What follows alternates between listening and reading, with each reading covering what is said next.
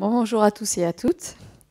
Donc tout d'abord, je voulais remercier l'IGPDE de nous avoir invités à cette 19e rencontre internationale de gestion publique. Donc ravie d'être là.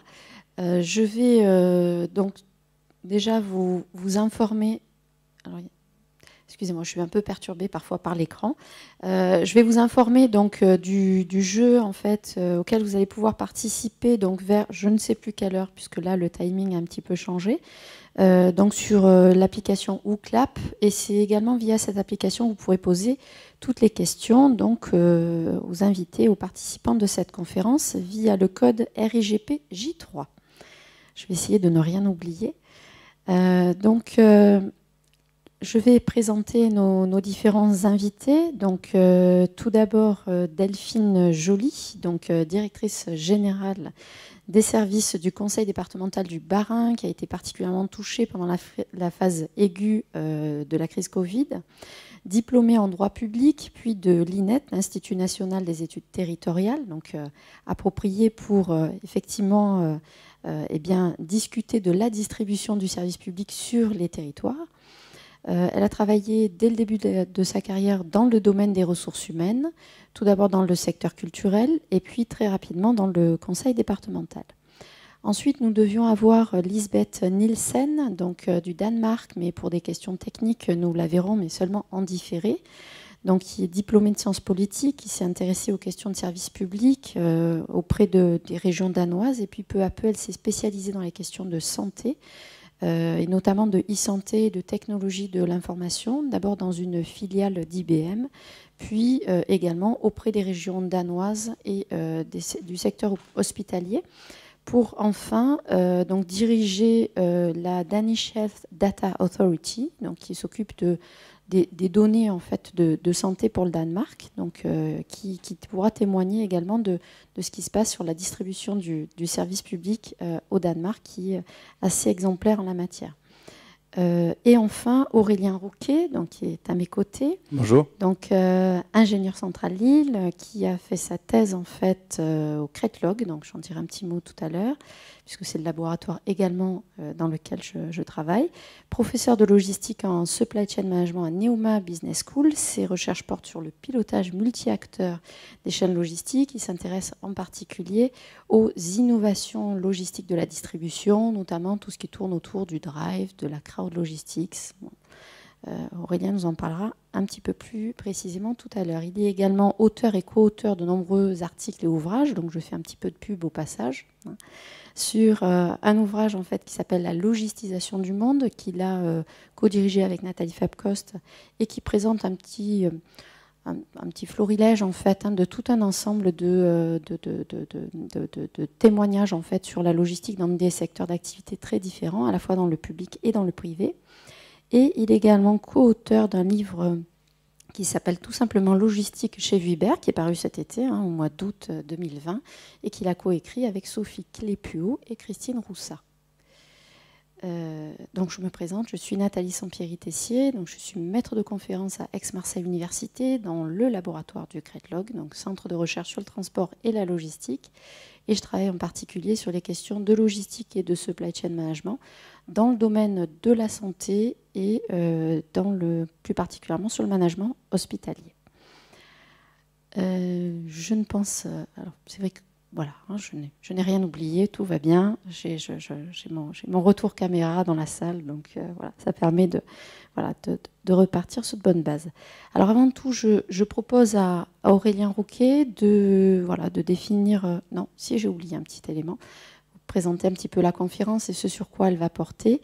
Donc elle porte sur la distribution du service public et au-delà, en fait, on va évoquer la question du supply chain management justement pour présenter un petit peu le cadre de la distribution. Il ne s'agit pas seulement en fait de l'aval en fait de la distribution du service, mais véritablement de voir comment l'ensemble des acteurs se coordonnent pour finalement permettre, et c'est un petit peu, on va dire, l'injonction paradoxale auquel on doit répondre quand on est un acteur du service public, c'est-à-dire à la fois permettre à tous d'avoir accès aux mêmes services sur tout le territoire, c'est le principe d'égalité, en continuité, c'est-à-dire qu'on ne doit pas avoir d'interruption de service public, Et en même temps, il faut une adaptation à chaque particularité du territoire. Donc c'est un petit peu la difficulté, hein, cette voilà, adaptation et en même temps égalité sur le territoire. Donc on évoquera pour cela en fait un cadre d'analyse qui est le supply chain qu'Aurélien va définir juste après et qui nous permet finalement d'aborder la question à la fois sur un plan horizontal, c'est-à-dire comment les acteurs au quotidien justement font pour assurer la distribution de ce service, et en même temps un pilotage vertical, c'est-à-dire le rôle de l'État jusqu'à l'ensemble des services en fait, sur lesquels il s'appuie pour finalement permettre ce pilotage. Hein, donc ça sera la deuxième partie de nos propos. Donc avant tout, je propose à Aurélien le défi de définir en 1 minute ou un petit peu plus hein, ce qu'est le supply chain management, logistique globale. Donc, Alors merci Nathalie. Alors moi j'utilise les deux termes comme étant tout à fait synonymes. Mais ce qui est important de comprendre au-delà des termes, c'est le message qu'il y a derrière. Et le message qu'il y a derrière, il est très très clair et finalement assez simple. Il est que derrière la logistique, derrière la supply chain, il y a des opérations physiques qui sont d'une part des opérations de transport, qui sont d'autre part des opérations de stockage, d'entreposage, et qui sont également bien sûr couplées à des opérations de production de produits ou bien sûr de services.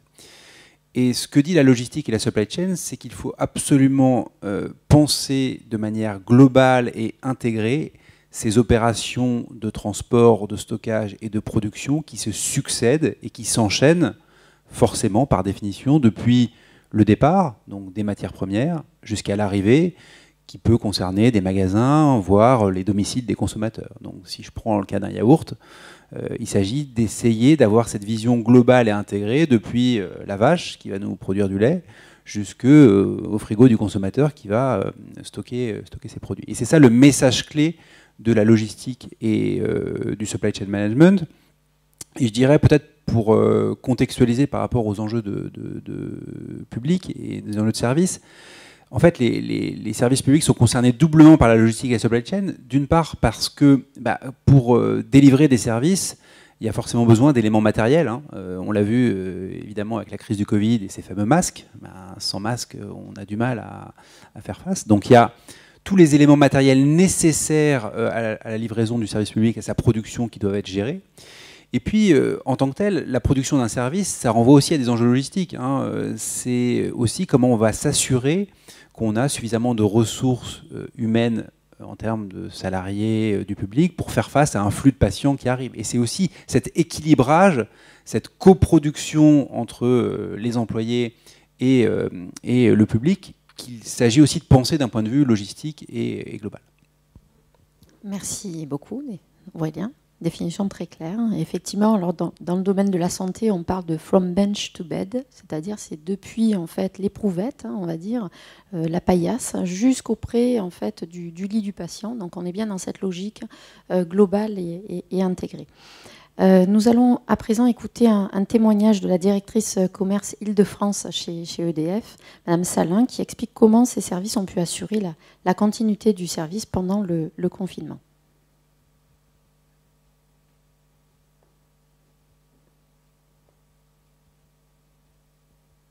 Vis-à-vis de nos clients, très vite, toutes nos équipes ont pu basculer en télétravail. 97% des équipes de la direction commerce ont été dotées d'un ordinateur portable et ont pu continuer leur activité. C'est bien sûr l'ensemble des conseillers clientèle qui ont continué à traiter les demandes de nos clients. Par rapport à nos filiales qui sont en lien avec des secteurs fortement sollicités comme la santé, notre filiale Dalkia a poursuivi les activités de maintenance des installations également de froid pour tout ce qui est industrie agroalimentaire qui a dû poursuivre cette activité à ce moment-là. Citélum également qui est en charge de l'exploitation de 48 000 points d'éclairage public en France a poursuivi les activités de maintenance.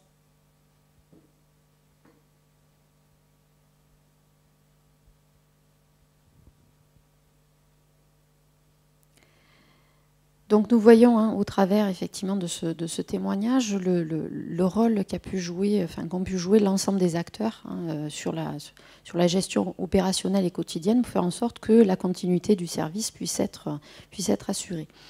Alors peut-être un petit schéma pour illustrer et conforter encore cette présentation verticale et horizontale qui n'est pas forcément on va dire commune dans les représentations que nous pouvons avoir des services.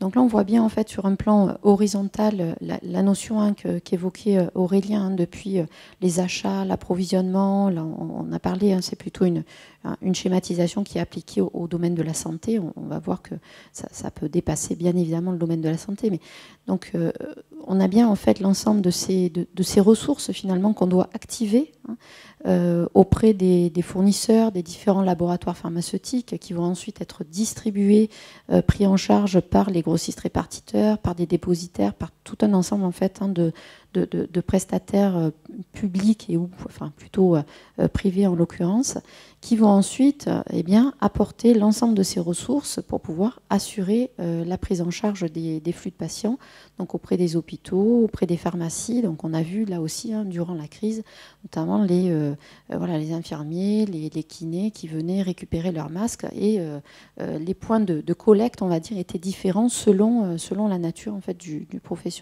Donc on a bien cette vision horizontale, la vision verticale, on la verra tout à l'heure, c'est plutôt effectivement le rôle de l'État et le pilotage stratégique finalement de cette supply chain. Alors dans ce cadre, est-ce que, Madame Joly, est-ce que vous pourriez témoigner, expliquer un petit peu quel a été le rôle du conseil départemental du Bas-Rhin durant la crise voilà, quel rôle il joue justement dans la coordination finalement de ces multiples acteurs. Ce schéma ne représentait qu'une partie des acteurs et on sait qu'ils ont été très nombreux. Oui, bonjour à tous. Vous m'entendez ? Très bien. Oui ? Parfait. Je rejoins complètement votre introduction, Nathalie, autour parfois de l'injonction d'égalité de production de services publics et en même temps d'adaptation aux besoins du territoire. Et je rajouterais dans l'exemple de la crise Covid que nous venons de traverser la notion d'agilité. C'est-à-dire que nos équipes sont constamment dans un besoin d'adaptabilité et d'agilité face aux circonstances et aux besoins des usagers. Alors le conseil départemental du Bas-Rhin, c'est 4000 agents présents sur l'ensemble du territoire pour 1,1 million d'habitants. Et au moment où la crise Covid nous a frappé et peut-être plus durement en Alsace dans le Grand Est par rapport aux autres territoires dès le début du mois de mars, on a immédiatement mis en place un plan de continuité d'activité, c'est-à-dire qu'on s'est à la fois organisé à l'instar du témoignage que vous venez de diffuser, évidemment en télétravail, mais aussi pour recentrer et remobiliser notre service public autour des besoins essentiels de la population. Et ça, c'est quelque chose qui, dans un contexte de crise, est extrêmement important. L'agilité, je le disais, mais la réactivité par rapport aux besoins. Donc, on a mis en place un plan de continuité d'activité avec 97% de nos agents en activité et 10% à peu près en présentiel autour des missions essentielles d'accès de nos usagers les plus fragiles aux services publics et aux besoins premiers, notamment les besoins alimentaires, notamment le soutien psychologique aussi dans une période particulièrement tendue, l'accès des personnes en situation de handicap et de nos aînés aux services publics et la protection dans les EHPAD et d'autres missions essentielles, notamment de sécurité des mobilités et de sécurité routière, même si les déplacements ont été réduits. Donc la morphologie de la collectivité s'est transformée et on est devenu effectivement une collectivité Covid. Et je vais prendre l'exemple des EHPAD où grâce à la coordination avec l'État et l'ARS, on a mis en place une équipe qui a eu en charge à la fois l'identification, l'observation du phénomène pour comprendre ce qui se passait, la rédaction des protocoles de santé et des protocoles sanitaires en impliquant les directeurs d'EHPAD et en impliquant aussi les familles, parce que on parlera tout à l'heure de l'implication des citoyens, mais leur adhésion et leur compréhension étaient essentielles. Et on a mis en place une véritable plateforme logistique et de ressources humaines pour répondre aux besoins d'équipements de protection et aussi de personnel, puisqu'on faisait face à une vague d'absentéisme extrêmement important. Donc, dans le centre de gestion de crise, avec l'État et l'ARS, on a été le coordonnateur de la gestion de crise au sein des EHPAD, et ça nous a permis effectivement d'être en très grande proximité de services publics avec les usagers, et aussi de faire du sur-mesure parce qu'on a un phénomène sanitaire qui n'a pas eu la même matérialisation sur l'ensemble du territoire. Et ça me semble un élément aussi essentiel de distribution que d'être en capacité de faire de l'ascendant et pas du descendant, c'est-à-dire de comprendre ce qui se passe sur le territoire, de territorialiser ses équipes et d'avoir un pilotage en proximité. Deuxième exemple peut-être aussi, c'est celui de la sortie de la crise, ou du moins de la préparation de la reprise, où le département a coordonné un dispositif de soutien aux acteurs économiques de proximité, aux entreprises, aux domaines touristiques qui ont été particulièrement touchés et frappés évidemment par des pertes d'activité. On a travaillé là aussi dans une coordination avec l'ensemble des acteurs, les intercommunalités, la région, les chambres consulaires, pour avoir d'abord une observation du phénomène et ensuite une construction de dispositifs réactifs qui répondent aux besoins des acteurs. Et on a eu une démarche de décloisonnement de l'action publique. La distribution souffre souvent de la multiplicité des intervenants et de la multiplicité de l'offre. Donc là, une démarche a été vraiment de travailler à cette horizontalité que vous évoquez, et là aussi d'inventer un nouveau modèle d'action publique plus réactif et plus souple.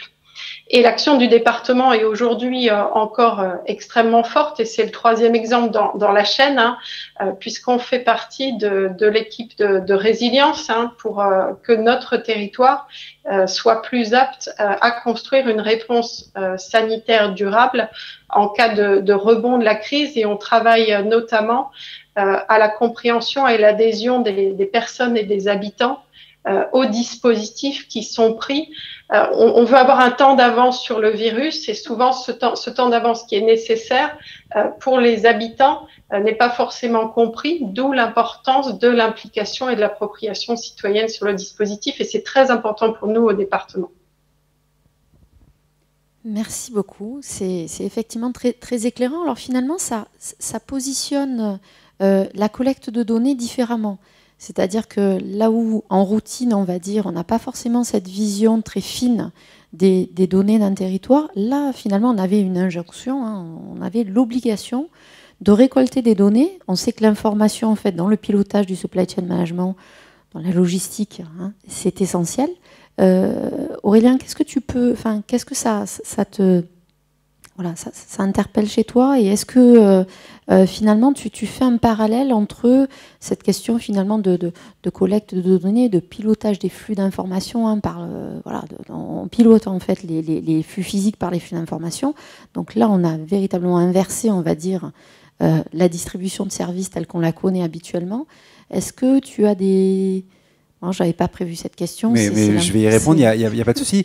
Ce qu'on constate en logistique et supply chain depuis des années, c'est que on avait des modèles qu'on appelle des modèles de flux poussés, où en gros, on va pousser les produits vers les consommateurs à partir de prévisions. Et ce qui se passe quand même depuis des décennies, c'est qu'on est de plus en plus incapable de faire des prévisions qui soient efficaces. Et donc il y a un retournement, et ce retournement consiste en gros à partir de la demande du consommateur et à ce que les flux physiques soient tirés par la demande réelle. Ce qui permet une adaptation fine voilà, des produits nécessaires aux consommateurs. Mais ce qui requiert plusieurs choses. Ce qui requiert d'une part effectivement d'avoir de l'information sur cette demande, de l'information fine, et sans cette information, on ne peut pas piloter correctement les flux.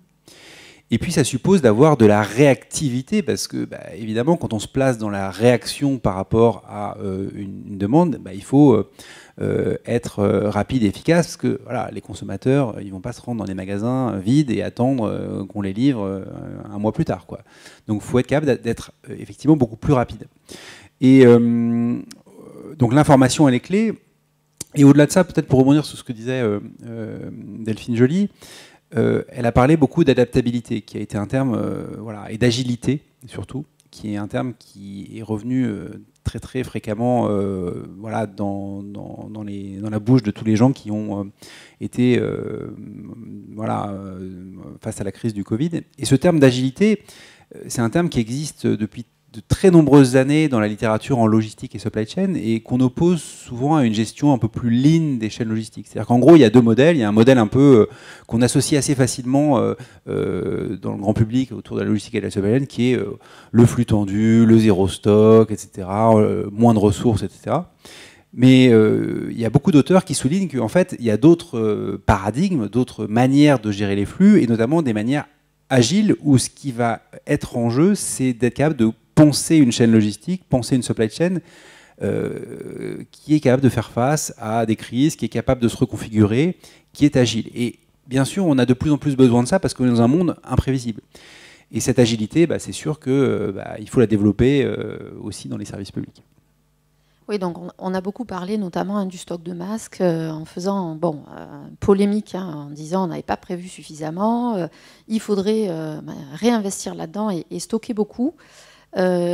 Finalement, on peut s'interroger sur cette question. Est-ce que la problématique, c'est véritablement en fait la question du stockage, ou est-ce que c'est plutôt la question du pilotage en fait de la manière dont on peut activer à un moment d'urgence les bonnes ressources, c'est-à-dire avoir identifié des industriels sur un territoire qui peuvent être sollicités, qu'on a identifiés, ils sont cartographiés, on connaît leur capacité effectivement de production, plutôt que de dire on va positionner en fait des stocks, parce que de toute façon des stocks, à partir du moment où on est dans une pandémie, on ne sait pas en fait de combien de stocks effectivement on aura besoin. Alors bien évidemment qu'il en faut, mais après à quelle hauteur, sachant qu'on est sur des produits qui sont périssables. Je pense que ça a été la problématique. On a tous lu, enfin notamment, j'ai le souvenir d'une enquête dans Le Monde qui a été fleuve sur l'historique en fait qui a été exposé. Et finalement cette question d'agilité et d'adaptabilité, c'est que il ne faut pas subir. C'est-à-dire on est bien sur cette question d'anticipation. On parle là finalement vous parlez des retours d'expérience. Qu'est-ce qu'on apprend finalement de ce phénomène?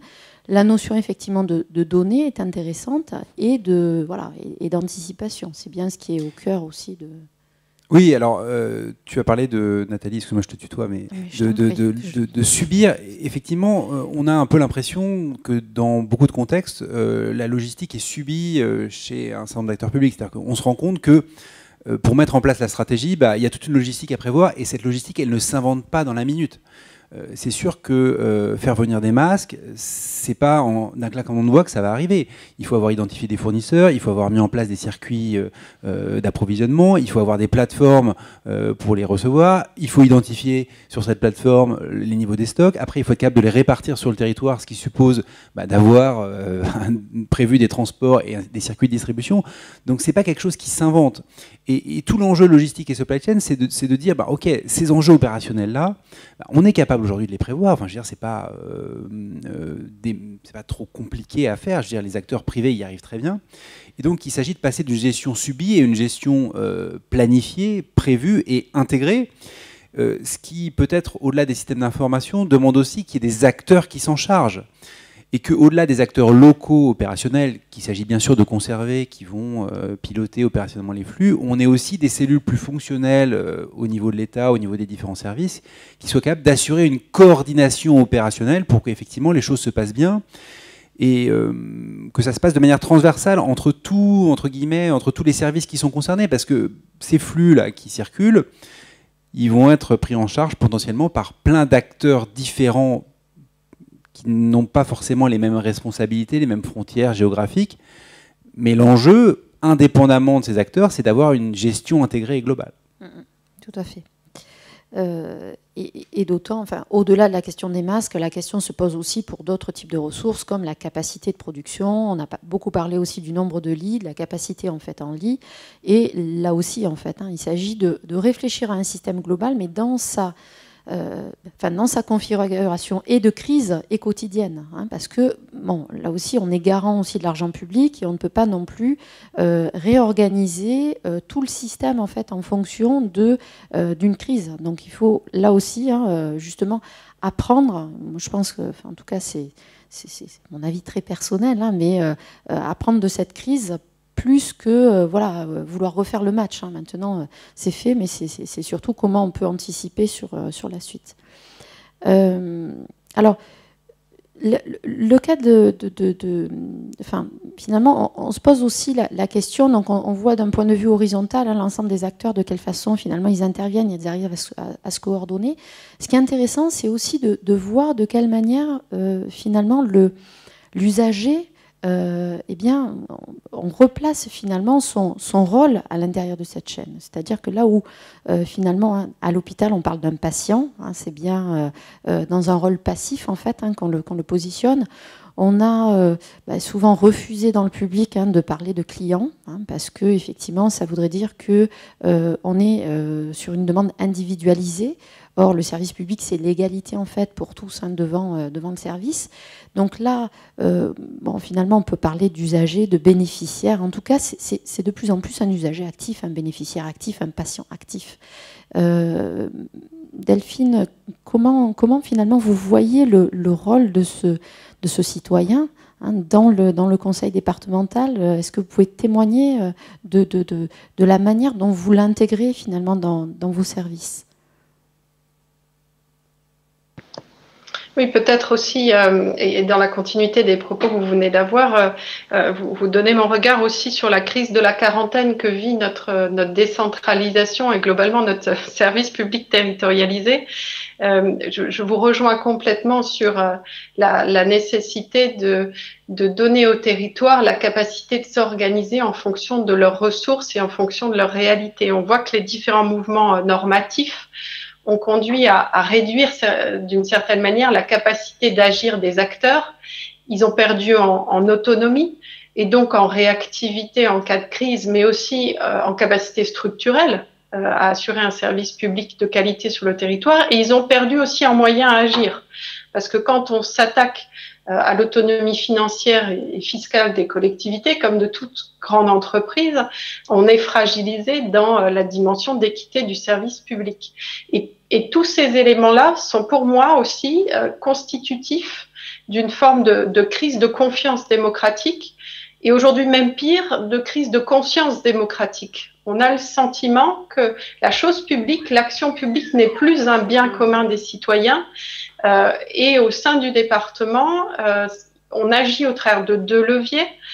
L'information du citoyen par rapport à ce bien public qui est l'action publique et l'association du citoyen à l'action publique. Alors, l'association du citoyen, c'est d'abord l'élément fondamental d'accessibilité des services publics.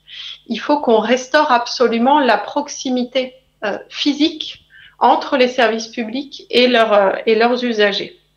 C'est une démarche finalement d'aller vers le citoyen au plus près de là où il vit, au plus près de là où il travaille, pour justement délivrer du service public de proximité. On a mis en place une démarche au département qui consiste à nous assurer qu'aucun usager n'est à plus de 20 minutes des services publics de département et on est organisé sur plus de 300 sites, ce qui permet de renforcer, je disais, ce pilier essentiel qui est l'accessibilité des services publics. L'accessibilité, c'est aussi l'accès à l'information via l'outil numérique.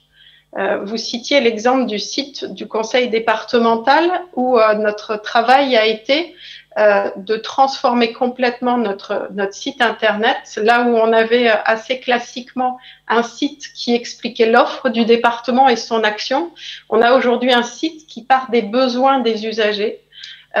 Vous parliez de clients, hein, usagers du service public, bénéficiaires du service public, c'est-à-dire que on a délibérément associé les usagers à l'identification de leurs besoins pour que cette accessibilité soit plus forte, accessibilité aussi pour les personnes en situation de handicap. Et ça me semble un élément très fort aussi de la distribution du service public que d'être prêt aussi à rendre l'accessibilité à l'ensemble des usagers. Deuxième, autre dimension aussi de l'accessibilité, on a travaillé un observatoire, je reviens sur la notion de données, que vous indiquiez tout à l'heure, c'est très important aussi de rendre compte de l'activité du département, et on a un observatoire qui est complètement gratuit, là où d'autres ont commercialisé la donnée. On a, nous, une open data très élargie à nos citoyens, donc de la donnée d'activité pour rendre compte de notre action, mais aussi de la donnée de cartographie, de la donnée statistique qui peut être librement exploitée et transformée par nos citoyens. Donc ça, c'est vraiment quelques exemples du premier pilier autour de l'accès du citoyen. C'est le premier volet de l'implication. Et le deuxième, c'est effectivement l'association des citoyens à l'action publique qu'on développe, nous, autour de 3 piliers. Je m'implique dans ma situation personnelle, je m'implique dans la construction des politiques publiques du département, et je m'implique aussi dans la construction de la collectivité. Et pour le département du Bas-Rhin, c'est l'actualité de la construction de la collectivité d'Alsace très bientôt. Donc on a mis en place des comités d'usagers qui permettent aux citoyens de s'impliquer dans leur parcours, parce que le service public doit favoriser aussi l'autonomie et la responsabilisation des personnes. Donc, on a des comités des usagers dans le domaine de l'insertion et dans l'emploi, dans le domaine du parcours aussi de l'usager, du parcours médico-social. Donc, ça, c'est quelque chose qui est aussi extrêmement enrichissant pour les équipes du département, parce que ça permet d'avoir l'expérience usagée et de faire évoluer ses représentations et ses pratiques professionnelles. Vous avez cité ma première vie professionnelle qui est celle de DRH. Je suis persuadée que les salariés ou les agents de collectivité sont les premiers citoyens à convaincre. Donc le fait d'associer les usagers dans leur parcours, c'est aussi faire grandir les agents publics. Je vous disais, impliquer les usagers dans les politiques publiques. On a mis en place de nombreux comités citoyens dans la construction des politiques publiques. On en a un qui est créé par la loi que les départements ont, qui est dans le domaine de l'autonomie et des personnes âgées, où les associations de citoyens ou les citoyens eux-mêmes portent la parole des citoyens et permettent de consolider nos politiques publiques. On en a mis un aussi dans le domaine de la vie associative, où le département a organisé un conseil départemental de l'engagement et de la vie associative pour que les associations puissent être vecteurs d'opinion et vecteurs d'influence dans la construction des politiques publiques. Et ce conseil départemental de la vie associative est sollicité dans les révisions de politiques publiques ou dans des dispositifs de budget participatif, c'est-à-dire de secours financiers aux associations. Donc, ce deuxième volet de l'implication dans les politiques publiques. Et puis, on est allé jusqu'à associer les citoyens dans la construction même de la collectivité européenne d'Alsace qui sera créée au 1er janvier par rapprochement des 2 départements voisins du Bas-Rhin et du Haut-Rhin, puisqu'on a eu 10 000 contributions de citoyens à la construction de cette collectivité-là. Et ces 10 000 citoyens nous ont permis de retenir 10 actions fortes, piliers de la construction de la collectivité. Et donc, ces 2 dimensions que j'évoquais, l'accès du citoyen à la chose publique et l'implication du citoyen à la chose publique me semblent indispensables, effectivement, dans la construction de notre service public territorialisé. Très bien, merci. Alors effectivement, cette question d'implication, on le retrouve dans le domaine de la santé. On parle de démocratie sanitaire où de plus en plus, en fait, on donne une place aux patients et aux associations de patients. On nous a demandé, nous aussi, en tant que citoyens, d'avoir un comportement exemplaire et d'être coproducteurs, finalement, de cette sécurité sanitaire. Finalement, on a été globalement, en tout cas pendant le confinement, très, très responsable, en fait, de notre comportement. Dans le domaine, on va dire, de la grande distribution, là aussi, le rôle finalement du consommateur est très important sur l'ensemble de la chaîne. Je dirais c'est presque lui qui guide aussi presque ce qui va se passer, notamment sur les modalités, le point d'entrée, de quelle façon il va acheter les produits. Alors oui, si on parle peut-être de la distribution, effectivement, dans la grande distribution, le consommateur final, le client, alors parce que là on parle de consommateur et de client, il est effectivement très actif puisqu'il prend en charge au moins une partie de la distribution finale physique. Quand vous utilisez un drive, vous prenez votre voiture, donc vous avez des tâches physiques que vous réalisez. Quand vous êtes dans un hypermarché, vous allez encore plus loin, vous allez prendre vous-même les produits, etc. Mais peut-être ce qu'il est, à mon avis, intéressant de voir par rapport à la problématique de distribution du service public, c'est 2 aspects qui sont liés à la grande distribution. c'est d'une part le constat qu'on peut faire que dans la grande distribution, on a tendance à effectivement à offrir un maximum de choix aujourd'hui aux consommateurs, offrir une diversité de canaux. On parle beaucoup de ce qu'on appelle l'omnicanal, qui se manifeste non seulement par la vente en magasin physique, mais aussi la vente en ligne, mais qui, au fond, est beaucoup plus compliqué que ça, parce qu'on va avoir diverses possibilités de retirer les produits en magasin, dans des points collecte, éventuellement dans le coffre de sa voiture, en bas de chez soi, à son domicile. Diverses possibilités pour passer sa commande en se rendant physiquement dans les lieux, en passant commande par Internet. Et l'ensemble de ces combinaisons fait que voilà, il y a de plus en plus de choix qui est offert. Et ça, c'est clairement quelque chose qu'il faut être capable de développer aujourd'hui. Enfin, je crois que les attentes des citoyens ne sont pas les mêmes. Il y a des gens qui ont envie, pour certaines démarches, d'avoir des interlocuteurs et de physiquement pouvoir les rencontrer parce qu'ils en ont besoin, parce qu'ils ne sont pas forcément équipés encore sur le plan technologique, ou parce que voilà, ils peuvent avoir des difficultés. Et puis il y en a d'autres pour qui passer virtuellement, ça va fonctionner très bien. Donc il faut être capable, par rapport à une diversité de population, d'offrir une multiplicité d'options de distribution. Et l'enjeu qu'affronte la distribution et qu'affrontent aussi les services publics, c'est cette coordination et cette intégration entre ces différentes modalités. Parce qu'évidemment, il ne faut pas que non plus ça se fasse de manière complètement explosée et cloisonnée. Donc ça, c'est le premier point. Et puis le deuxième point, c'est sans doute l'idée, entre guillemets, d'intégration et de mutualisation. Parce que ce qu'on constate dans les chaînes logistiques, c'est une tendance aussi à mutualiser entre chaînes certaines activités. Si je reprends l'exemple de la grande distribution, les industriels, pour livrer les plateformes logistiques des distributeurs, ils font appel à des prestataires de services logistiques, des Géodis, FM Logistique, etc., qui vont avoir des plateformes dans lesquelles ils vont stocker les produits de différents concurrents et les transporter eux-mêmes. Ce qui permet deux choses. On va baisser les coûts, puisqu'on va avoir une seule plateforme et on va avoir un camion qui sera rempli.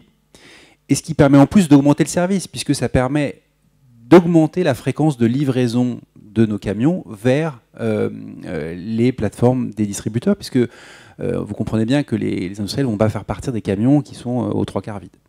Donc grâce à cette logique de mutualisation entre acteurs et entre chaînes, on est capable de à la fois baisser les coûts et d'augmenter du service et de proposer plus de disponibilité.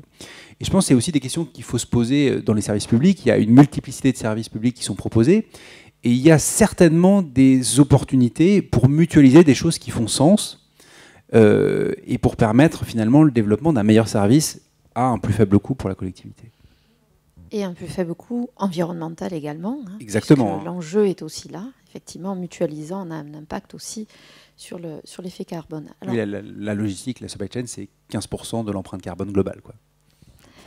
On va peut-être lancer le quiz. Je ne sais pas si... Oui ?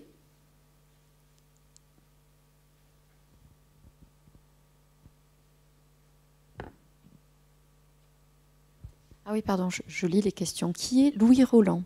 La petite 1, le père de Thierry Roland, le premier secrétaire général de la CGT, le fondateur d'EDF, le juriste français à l'origine des principes fondateurs du service public.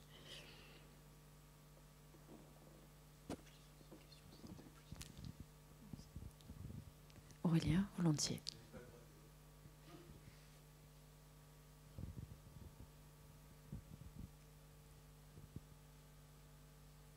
La réponse était le juriste français à l'origine des principes fondateurs du service public. Alors, deuxième question, quelle entité parle de service public d'intérêt général ? 1. L'Union européenne. 2. La Banque mondiale. 3. La SNCF. 4. La Poste.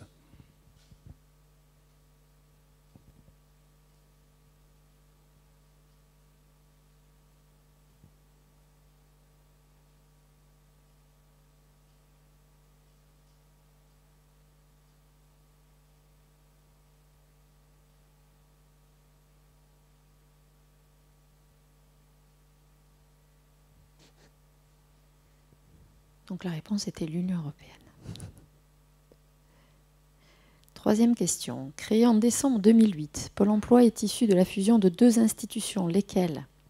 L'URSSAF et la NPE, les ACEDIC et la NPE, la CNAV et la GIRC, les ACDIC et la CNAV.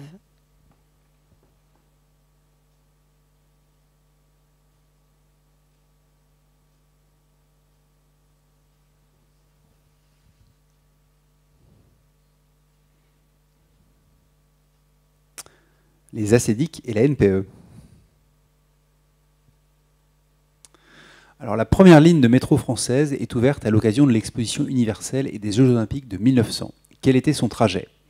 1. Montparnasse Bienvenue, Nation. 2. Porte de Clignancourt, Porte d'Orléans. 3. La Motte Piquet-Grenelle, Gare d'Austerlitz. 4. Porte de Vincennes, Porte Maillot.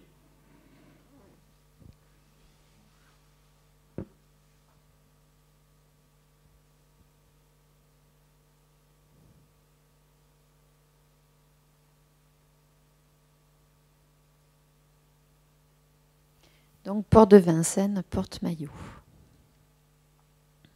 Question suivante. En France, quand une administration ne répond pas à une demande d'un usager, le silence vaut refus, le silence vaut accord, le silence signifie qu'il faut la contacter à nouveau, le silence signifie que la demande n'est pas parvenue.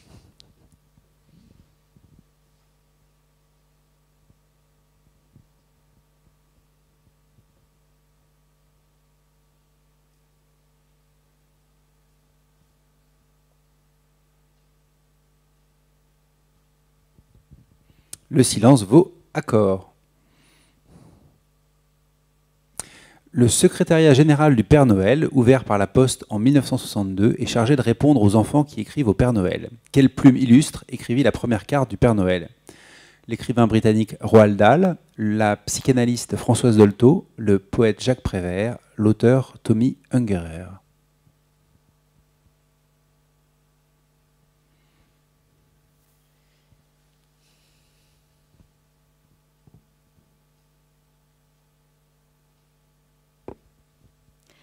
Donc la psychanalyste Françoise Dolto, mère du célèbre Carlos.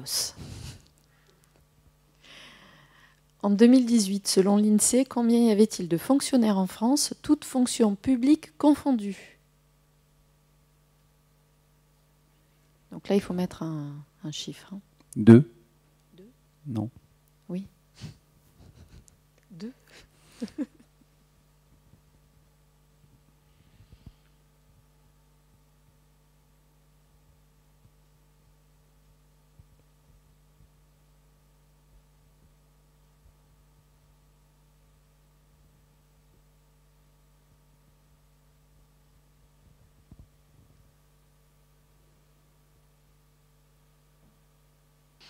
Donc nous avons vu eh bien, la première partie de notre échange, de nos débats, donc c'est-à-dire la partie horizontale de la supply chain. À présent, nous allons évoquer finalement la partie plutôt verticale.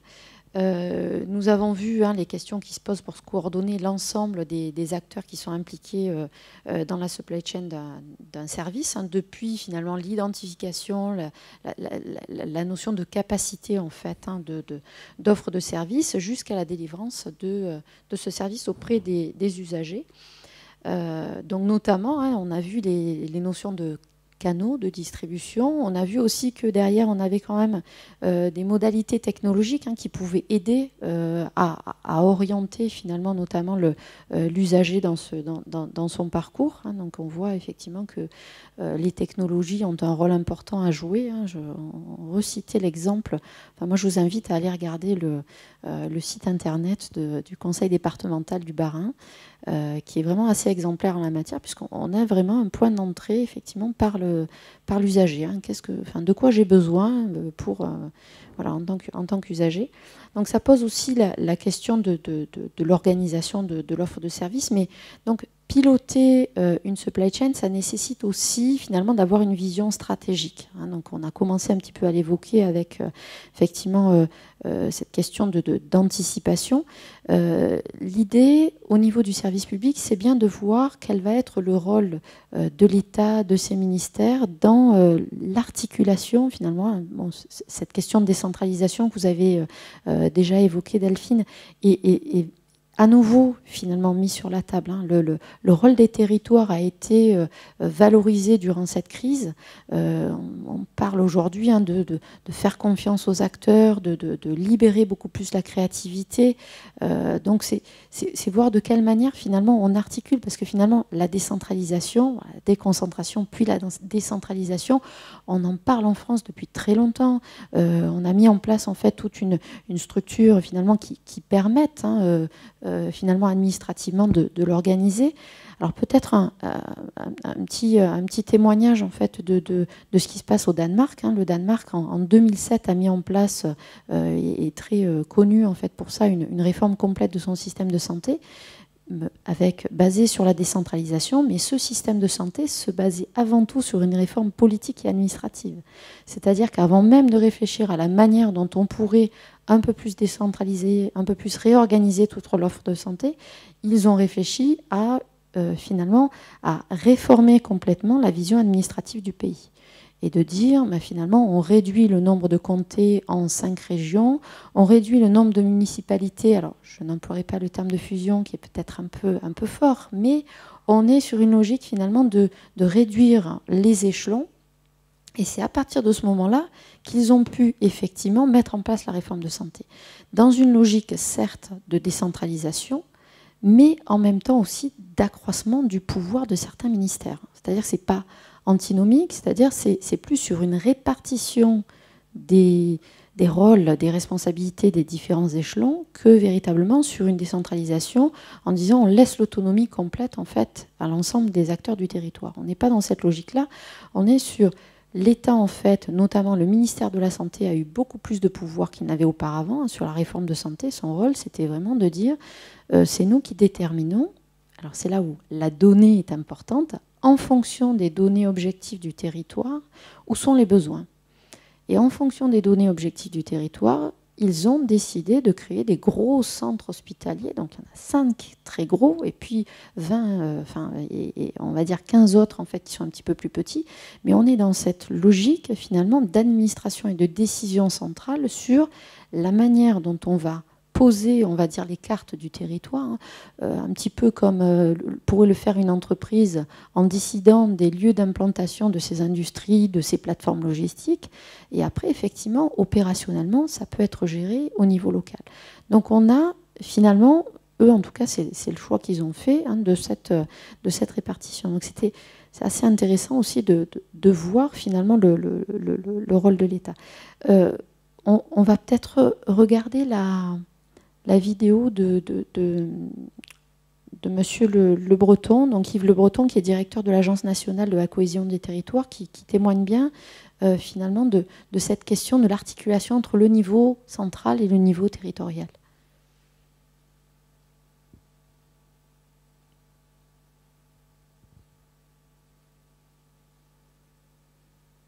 Si je devais le dire de manière très, très simple, c'est aussi pour l'État l'objectif de s'adapter à une organisation territoriale qui a profondément changé depuis les années 1980. Nous sommes désormais, depuis les années 2000, dans une république décentralisée. Donc quand on parle d'égalité devant le service, on doit aussi prendre en compte le fait que dans notre république décentralisée, il y a des collectivités locales qui s'administrent librement, qui ont des politiques qu'elles mènent librement, en lien et en coopération avec l'État. L'ANCT a vraiment été créée pour être un lieu de rencontre entre l'État et les collectivités territoriales. Et effectivement, ce sujet du développement des collectivités territoriales, dans un contexte de décentralisation, est au cœur, je dirais, du modus operandi de l'ANCT. Donc il n'y a pas de contradiction entre donner les moyens aux collectivités de pouvoir s'administrer librement et se développer sur les créneaux de développement qu'elles ont choisis, et puis l'idée de pouvoir jouer aussi un rôle d'équité donc auprès de ces collectivités. L'ANCT dispose d'un programme très haut débit, hein, diffusion de la fibre optique dans tous les territoires qui ne sont pas couverts par l'initiative privée, donc en lien là aussi étroit avec les collectivités territoriales, hein, qui sont souvent organisées sous forme de syndicats pour pouvoir mener ce déploiement de la fibre optique. Moi je reprends une image qui est souvent utilisée par Jacqueline Gouraud, qui est celle de l'État jardinier. C'est-à-dire que l'idée, c'est que l'État puisse, au travers des moyens qui sont les siens, favoriser l'émergence de ces projets.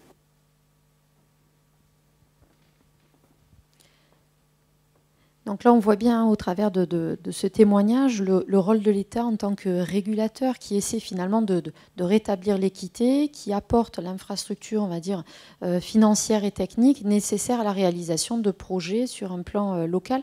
Alors, c'est un petit peu ce que vous disiez avec, à moins de 20 minutes, en fait, hein, de chaque habitant, il doit y avoir la pluralité, en fait, des services publics. On parle aussi de la création de maisons France Service, qui sont des sortes de guichets uniques, hein, de services publics. On voit finalement ce débat autour du partage des responsabilités entre l'échelon national et local qui semble prendre finalement un nouveau tournant et peut-être accéléré finalement avec la crise. Est-ce que vous ressentez aussi ce changement, Delphine ? Oui, complètement. Et je trouve l'image du jardinier très à propos. L'État aujourd'hui, et en tout cas, on a une coopération de grande qualité dans le Bas-Rhin avec la préfète et son secrétaire général et ses services.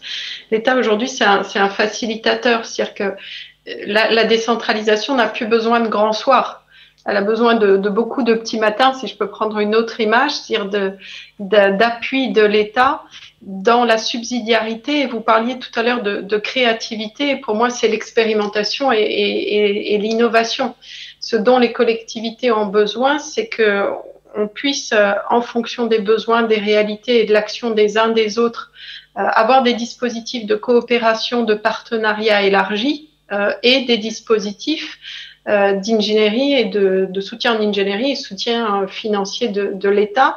Et sur le territoire, il le démontre très largement sur cette intelligence à adapter sa morphologie à la situation et aux besoins des collectivités, avec cette dimension de l'innovation et de l'expérimentation qui me semble tout à fait fondamentale.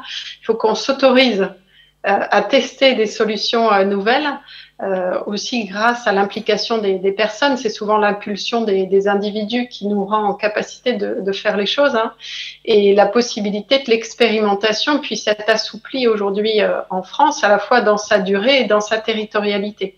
Et c'est quelque chose qu'on a construit avec l'État dans le cadre de la collectivité européenne d'Alsace que j'évoquais tout à l'heure. Donc cette collectivité européenne d'Alsace, elle a été créée par la loi le 2 août 2019. C'est un objet territorial nouveau, puisque c'est une collectivité à compétences particulières qui réunira, la sémantique est importante et mes collègues territoriaux le saisiront, qui permettra de réunir les compétences des 2 départements et d'y adjoindre des compétences de l'État et des compétences de collectivités locales. Et ce projet, il a été rendu possible grâce à, évidemment, l'impulsion politique des 2 exécutifs départementaux, mais aussi grâce à un soutien très fort de cet État facilitateur qui a permis de rendre possible les choses. Alors, je vais juste me lever parce que j'ai... Un petit souci, on a perdu Delphine. Bon. Ce sont les joies du direct, hein, et du distanciel, hein, puisque effectivement. Alors, le rôle de l'État, finalement, est-ce que là, on voit qu'on est quand même un peu à la croisée des chemins, c'est-à-dire qu'effectivement, si on regarde les témoignages en fait durant vraiment l'épisode aigu, on va dire, de la crise, beaucoup d'hospitaliers disaient « Je suis enfin dans l'hôpital dans lequel je voulais travailler ». Et ça va être très compliqué de revenir en arrière. On me donne beaucoup de liberté, je peux faire plein de choses, je peux,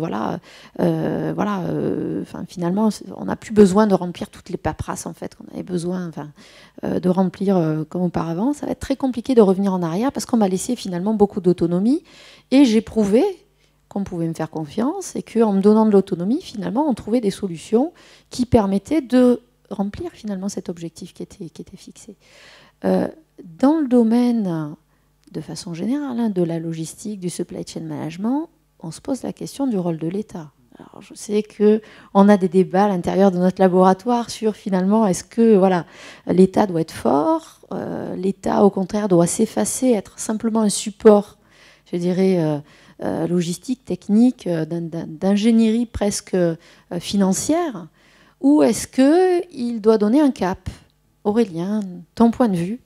Alors, peut-être 2 choses à dire sur ces aspects-là. On aborde souvent ces questions sous l'angle, entre guillemets, centralisation, décentralisation. Moi, j'ai envie de mettre en avant un terme qui est le terme d'intégration. C'est-à-dire que, évidemment, on ne va pas pouvoir penser la distribution du service public, les chaînes logistiques du service public, sans la participation à la fois d'acteurs centraux, les États, et d'acteurs locaux et territoriaux. Ils seront forcément impliqués, les deux ensemble. Et toute la question qu'il faut travailler et développer, c'est que la gestion de cette distribution, de cette chaîne logistique, elle se fasse de manière intégrée et globale entre ces acteurs. Parce que de toute façon, il y aura des choses qui ne peuvent être que décidées à l'échelon d'un État, et d'autres qui doivent évidemment être décidées à l'échelon local. Si on prend le cas des masques, l'affectation des masques entre les différentes régions, ça doit être porté par un acteur central qui est l'État.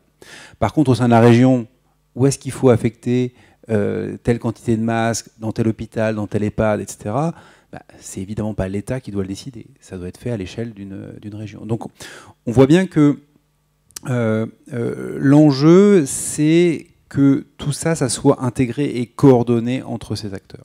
Ça, c'est le premier point. Et puis derrière ça, il y a la question, et c'est mon deuxième point, des compétences, entre guillemets, en termes logistiques et supply chain, à la fois au niveau national et à la fois au niveau local, et des acteurs, des éventuels responsables logistiques, supply chain, capables de finalement porter cette vision et mettre en place ce pilotage. Et là, le constat qu'on peut faire, c'est que quand même, il y a un retard à la fois au niveau national et au niveau local. Vous prenez le gouvernement français, il n'y a pas de ministre chargé de la logistique et de la supply chain, il n'y a pas de secrétaire d'État, il y a uniquement un secrétaire d'État au transport, par exemple, qui est en fait une seule partie des choses. Vous prenez une autre collectivité qui n'est pas nationale mais territoriale, qui est la mairie de Paris, Anne Hidalgo a 26 adjoints, il n'y a pas d'adjoint à la logistique urbaine. Donc cette vision logistique et supply chain, aujourd'hui, au niveau des politiques et des collectivités, elle est encore balbutiante, et on voit bien qu'il y a des choses à faire, mais c'est vraiment le moment d'aller plus loin. Et peut-être pour conclure sur ce point-là, la Banque mondiale a mis au point depuis quelques années un indicateur de performance logistique des pays. L'Allemagne est première, la France est 16e. Donc effectivement, on a beaucoup de progrès à faire, y compris bien sûr au niveau de l'État et des collectivités, pour voilà, mieux monter en puissance sur ces aspects logistiques et supply chain. Merci Aurélien, c'est très clair. C'est un débat effectivement important, hein, celui finalement du rôle de l'État dans la politique logistique et industrielle d'un pays. On peut lire aussi effectivement un rôle important d'impulsion. Hein. C'est vrai qu'on est finalement dans le paradoxe où à la fois on attend de l'État beaucoup de choses, et en même temps, voilà, on a besoin finalement de cette autonomie dans les territoires, de cette adaptation locale.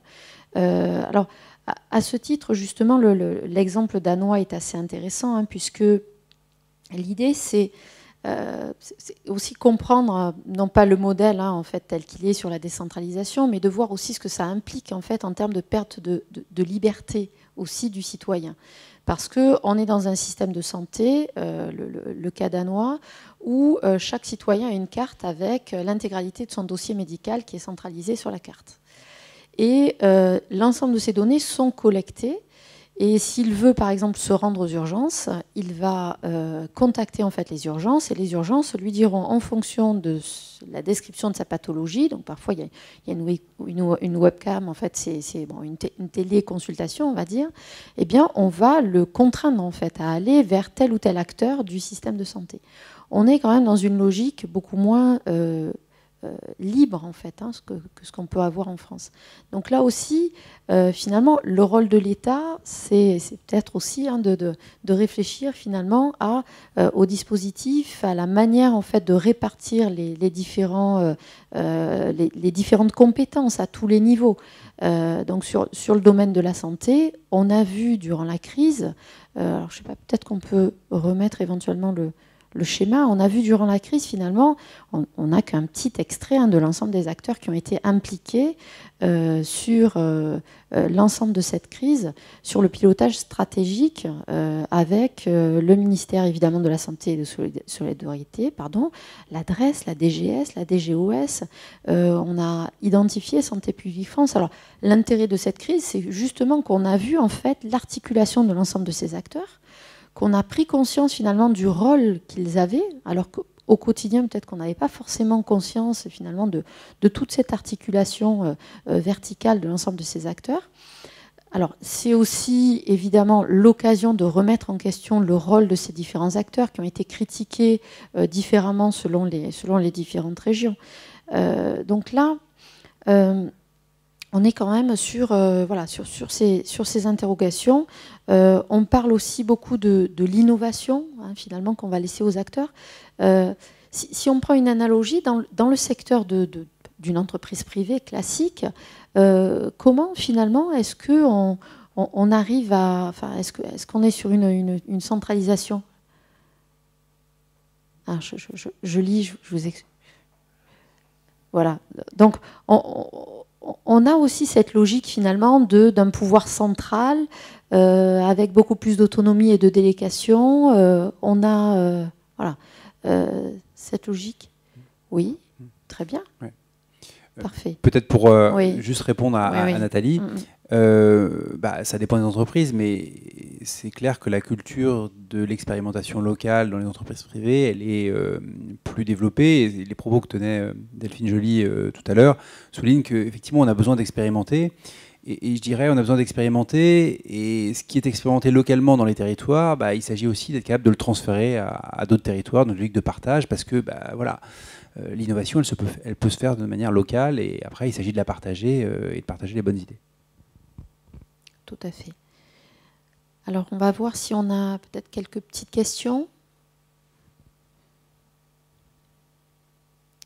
Alors, on le lit en direct. Au sein des services publics, faites-vous appel à de jeunes cerveaux pour repenser la chaîne logistique, par exemple en organisant des hackathons au sein d'un établissement ou autre. Pourquoi jeunes, j'aurais tendance à dire. Mais c'est pas forcément en fait des jeunes cerveaux pour repenser la chaîne logistique. Alors moi, c'est vrai que je connais plutôt le domaine hospitalier et le domaine effectivement de la santé. En fait, je pense que toutes les initiatives sont bonnes à prendre. Là, moi, j'ai en tête des personnes, en fait, alors c'était à l'assistance publique des hôpitaux de Paris, des expérimentations sur une imprimante 3D où des expérimentations avaient déjà été faites en fait avant le Covid, et ça a permis justement une agilité parce qu'on avait pu expérimenter des choses. C'est-à-dire que c'est aussi, et l'expérimentation, je dirais, elle peut se faire, selon moi, à tous les niveaux de l'entreprise. Ça, c'est pas forcément les personnes qui sont en responsabilité. C'est un état d'esprit aussi à impulser. C'est-à-dire que vas-y, tente quelque chose et puis tu m'en parles et puis on va voir en fait ce que ça va donner. On expérimente ensemble et on voit en fait si l'innovation est porteuse ou pas. Et de toute façon, on apprend en fait en innovant. Et derrière, effectivement, on va pouvoir, par ces innovations, repenser, reconfigurer une chaîne logistique. Et c'est de ces innovations que vont naître finalement un rafraîchissement, on va dire, de la vision dont on voyait finalement le pilotage des flux. Donc pas forcément jeunes, ça peut être même des très anciens qu'on pousse à innover. Oui, et puis au-delà effectivement de la jeunesse qui peut être une source d'innovation, ce qui est aussi intéressant, c'est de faire venir des gens qui ont travaillé dans d'autres secteurs et qui sont capables de transférer, parce que évidemment, la logistique du service public n'est pas la même que la logistique de l'automobile, la logistique de la distribution. Il faut être capable de l'adapter en fonction des objectifs. Mais c'est sûr que cette capacité à transférer ce qui a été fait dans certains contextes à d'autres, elle peut être portée par des gens qui ont des expériences en logistique et supply chain, qui sont parfois âgés.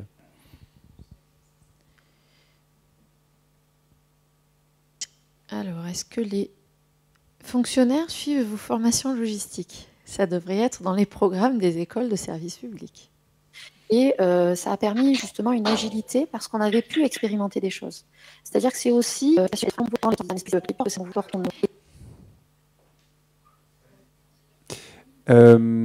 alors moi, j'enseigne pas dans les écoles de services publics, mais effectivement, je pense que effectivement,